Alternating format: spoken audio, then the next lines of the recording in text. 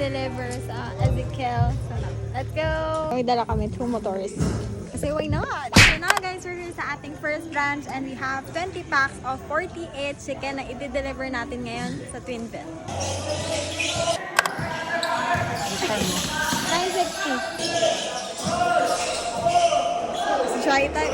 So na guys, i-deliver na natin yung 20 orders dito sa port.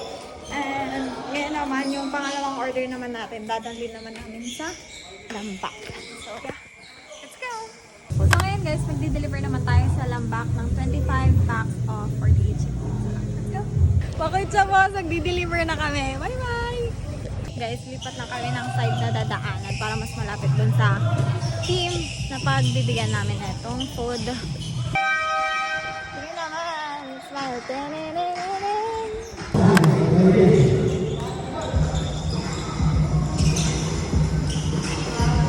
Ang nonchalant natin kasama ngayon guys. Napaka-nonchalant niya, nakakainis. Naman lang hype. Ano ba yan?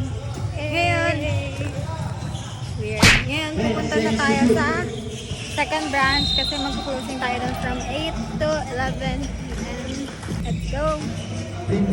Ngayon naman guys, nandito tayo sa ating second branch ng 48 chicken and we're still accepting orders kasi it's already 10-12 pa lang and hanggang 11 p.m. tayo dito. So, here's our order. Then, meron tayo dyan and meron pa tayo dyan. So, yan.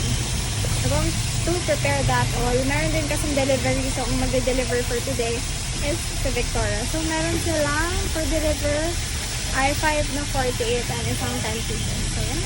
See you guys later.